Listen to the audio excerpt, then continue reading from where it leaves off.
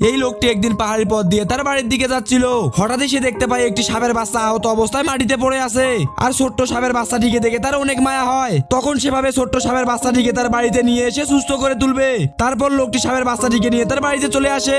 ও কিছুদিনের মধ্যে সাপের বাচ্চাটি সুস্থ হয়ে যায়। পরদিন লোকটি সাপের বাচ্চাটিকে একটি নদীতে ছেড়ে দেয়। ও তাকে বিদায় জানিয়ে সেখান থেকে চলে আসে।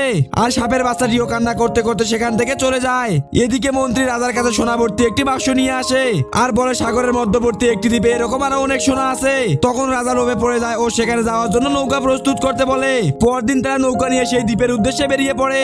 তখনই তাদের নৌকা উল্টে যায় ও একটি বড় সাপ এসে রাজার মন্ত্রীকে খেয়ে ফেলে। আর একটা নৌকা এসে কোনোভাবে রাজাকে উদ্ধার করতে সক্ষম হয়। অপরদিকে সেই লোকটি সাগরের পাশে এসে সাপটিকে ডাকতে থাকে। তখন সাপটি পানি থেকে বেরিয়ে তার কাছে চলে আসে। আসলে লোকটি যে ছোট্ট সাপের বাচ্চাটিকে সাহায্য করেছিল সেই সাপের বাচ্চাটি এখন এত বড় হয়ে গিয়েছে। আর তখন থেকে তারা অনেক ভালো বন্ধু হয়েছিল। সেই দিন রাতের বেলায় লোকটি তার ঘরে বসে বই পড়ছিল। তখনই সেখানে রাজার প্রহরী চলে আসে আর তাকে ধরে রাজার কাছে নিয়ে আসে। আসলে রাজা কোনোভাবে জেনে গিয়েছিল সাপটির সাথে তার গভীর সম্পর্ক আছে। সেজন্য লোকটিকে তারা অনেক মারধর করে ও জেলে বন্দি করে ফেলে। হঠাৎই জেলের জানালা ভেঙে একদল সরীসৃপ প্রাণী চলে আসে ও তাকে সেখান থেকে বের করে নদীতে একটি নৌকায় বসিয়ে তারা সেখান থেকে চলে যায়। আসলে সাপটি ওই প্রাণীগুলোকে পাঠিয়েছিল তাকে উদ্ধার করার জন্য। এভাবে সাপটি ও লোকটির বিপদে সাহায্য করে বন্ধুত্বের পরিচয় দেয়। বন্ধুরা, এই সুন্দর ছবির জন্য একটি লাইক ও সাবস্ক্রাইব করে দিও।